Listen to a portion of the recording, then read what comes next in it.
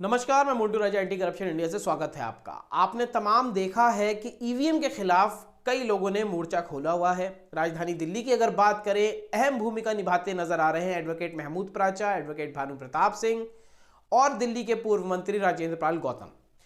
साथ ही कई अन्य सोशल एक्टिविस्ट हैं, कई प्रोफेसर्स हैं दिल्ली यूनिवर्सिटी के, रतन लाल और तमाम लोग जो हैं वो ये कह रहे हैं ईवीएम जो है वो टेम्पर्ड करी जाती है, जिस कारण बीजेपी निरंतर चुनाव जीत रही है। इसी को लेके तमाम प्रोटेस्ट, धरने, प्रेस कॉन्फ्रेंस चल रही हैं।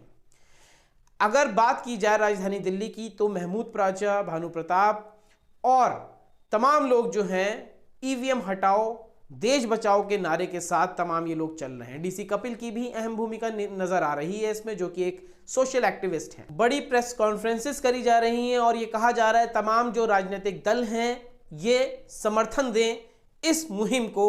उन तमाम लोगों का ये कहना है कि जब तक ईवीएम है तब तक बीजेपी को कोई हरा नहीं सकता, क्योंकि तमाम आरोप ये लगा रहे हैं कि ईवीएम टेम्पर्ड करी जाती है, ईवीएम में झोल है, हैक किया जाता है, जिस कारण बीजेपी को जो चुनाव है उसमें विजय हासिल हो रही है। अब तमाम प्रदर्शन के बाद जो दिल्ली पुलिस है डिटेन करती है, डिटेन करने के बाद रिलीज करती है, लेकिन तमाम ये लोग रुक नहीं रहे हैं और कह रहे हैं जब तक लोगों को अवेयर नहीं कर देंगे, तमाम खुलासे की बात कर रहे हैं। 24 तारीख को दावा कर रहे हैं कई तथ्य जो हैं वो सामने लेके आएंगे। क्या कुछ प्रोटेस्ट में हो रहा है? आज भी जो है तमाम वकीलों ने ईवीएम के खिलाफ प्रोटेस्ट किया था, पटियाला कोर्ट से लेके सुप्रीम कोर्ट तक। देखिए, और जो दूसरे देश हैं जहाँ बीजेपी का शासन नहीं है वहाँ भी प्रोटेस्ट आरंभ कर दें। ईवीएम की लड़ाई आपकी लड़ाई है, जनता की लड़ाई है। पुलिस इसमें आपका कुछ नहीं बिगाड़ सकती, क्योंकि आप संविधान के दायरे में रह के, अभी हमारे भाई भानु जी ने भी और गौतम साहब ने भी बताया है, आंदोलन चालू हो चुका है।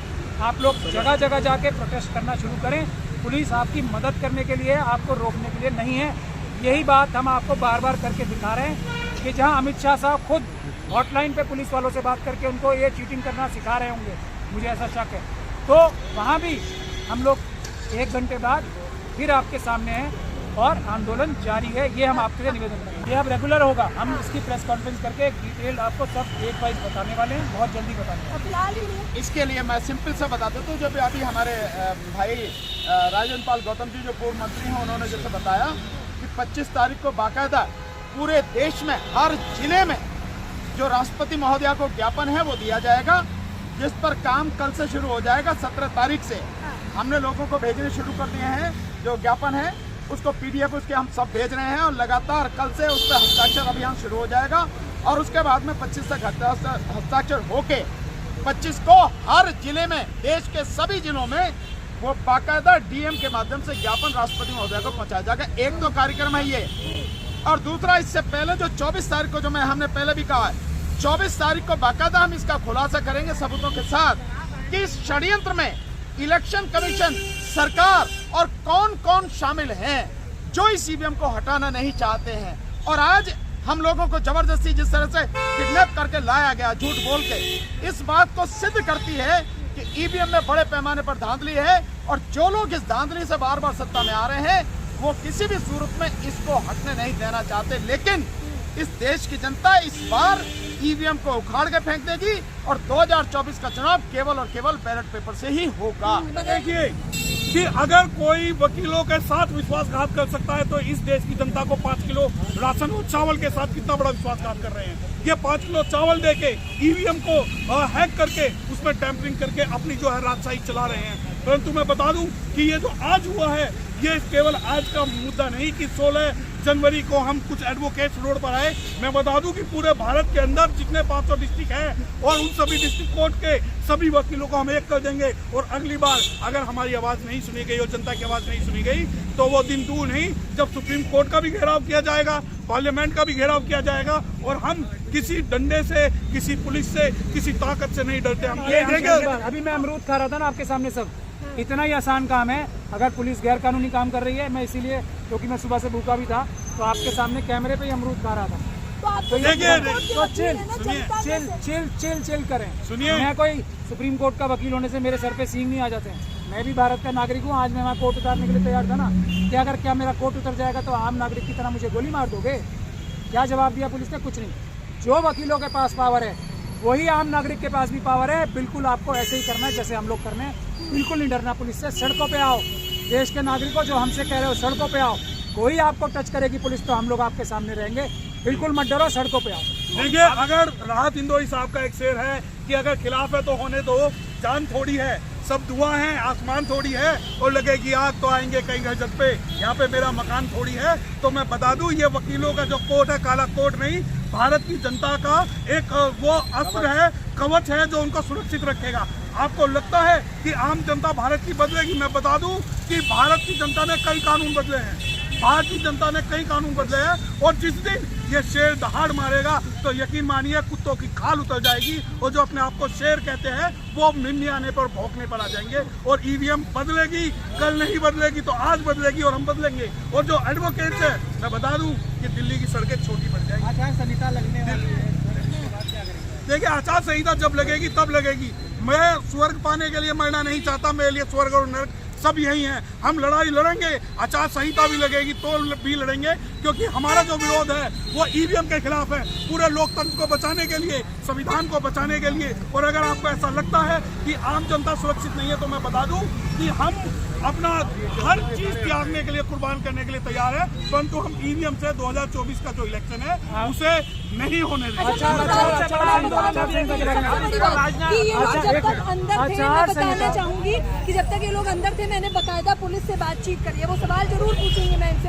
आप लोग भले ही अंदर थे, मैं बाहर पुलिस से बातचीत कर रही थी। उन्होंने कहा 144 लगी हुई है मैडम, इन लोगों को क्या नहीं पता? मैडम, धारा 144 कोई ब्लैंकेट ऑर्डर नहीं है, ये किसी के बाप की प्राइवेट प्रॉपर्टी नहीं है कि जहां मर्जी धारा 144 लगा दो।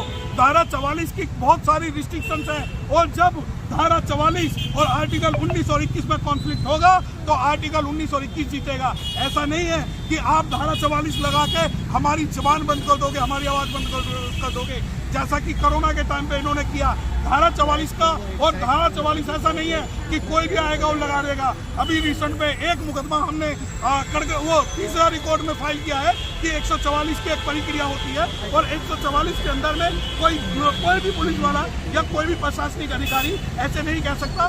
144 के बारे में बता दूं, आचार संहिता के बारे में 2 बातें मैं बता दूं आपको। 144 ऐसा ही है जैसे अभी हम गए थे अंदर यही होगा, और अमरूद खाते हुए बाहर आए थे। 144 से डरने की आवश्यकता नहीं है देश की जनता को। 144 ऐसे हम अंदर गए और 2 घंटे बाद अमरूद खाते हुए बाहर आए। आज अमरूद का आपको सबको हमने इसीलिए एक तरीके से डिमॉन्स्ट्रेशन कर दिया। दूसरा, आचार संहिता छोड़ दीजिए, इमरजेंसी लगा लें। अघोषित इमरजेंसी तो है ही। ईवीएम से चुनाव नहीं होने देंगे। आचार संहिता लगाएंगे तो और भी जल्दी इनको पेपर बैलेट से चुनाव कराने पड़ेंगे। ईवीएम से चुनाव नहीं होने देंगे। ये देश की जनता की आवाज है। आचार संहिता की जगह ये इमरजेंसी। धोखा किया आप लोगों के साथ, फिर भी आप कह रहे हैं नहीं होने। आप इमरजेंसी लगा लें, भानु जी बताएंगे। इमरजेंसी लगा लें, चुनाव उसी से होंगे, पेपर बैलेट। क्या आपका सवाल? उन्होंने कहा कि मैडम मैंने बता दिया था धारा 144 है। धारा 144 सीआरपीसी के अंतर्गत है। हाँ। और सीआरपीसी किसके अंतर्गत आती है? देश के संविधान के अंतर्गत आती है। धारा 144 बड़ी है या देश का संविधान बड़ा है? देश की जनता को ये बहुत सही तरीके से स्पष्ट होना चाहिए, समझना चाहिए, इस देश में संविधान सबसे ऊपर है। जैसे कि आपने देखा, तमाम जो वकील हैं वो प्रोटेस्ट में शामिल रहे, उसके बाद डिटेन किया गया, डिटेन करने के बाद रिलीज किया गया। निरंतर डिटेन होते हैं और रिलीज कर दिया जाता है। कहना इनका यही है कि संविधान के मुताबिक हम देश के अंदर काम करेंगे और 2024 में जो चुनाव हैं वो ईवीएम के तहत नहीं होने देंगे। कई राज्यों से कह रहे हैं, लोग जुड़ रहे हैं, और आगामी समय में ईवीएम का बहिष्कार किया जाएगा। जंतर मंतर पे डेमो भी दिया एक ईवीएम मशीन के थ्रू कि ईवीएम हैक कैसे हो सकती है। साथ ही पिछले जो इनके प्रदर्शन रहे हैं उसमें इलेक्शन कमीशन से 50 ईवीएम मशीन्स मांगी थी, जिसको हैक करने का चैलेंज महमूद प्राचा, भानु प्रताप, डीसी कपिल और राजेंद्र पाल गौतम ने दिया था। लेकिन ईवीएम मशीन तो उनको नहीं मिली, मिला उनको डिटेंशन। और निरंतर बहुत कम समय के बाद ही वो अपनी प्रेस कॉन्फ्रेंस और प्रदर्शन जो है समाज में कर रहे हैं। अब कहना यह है कि प्रत्येक राज्य में वो जाएंगे, जगह जगह ये डेमोन्स्ट्रेशन देंगे, डीएम के दफ्तरों के बाहर कहेंगे और लिखित में कहेंगे कि हम तमाम लोग जो हैं देश के वो ईवीएम से चुनाव नहीं चाहते हैं। अब इसका असर क्या होगा, समय रहते ही ये पता चल पाएगा। आप अपनी राय, प्रतिक्रिया ईवीएम हटाओ देश बचाओ पे क्या रखते हैं, कमेंट द्वारा अपने विचार साझा करें। अगर अभी तक चैनल को सब्सक्राइब नहीं किया है, सब्सक्राइब, लाइक और शेयर कर लें। अगली अपडेट के साथ आपके समक्ष फिर प्रस्तुत होंगे। नमस्कार।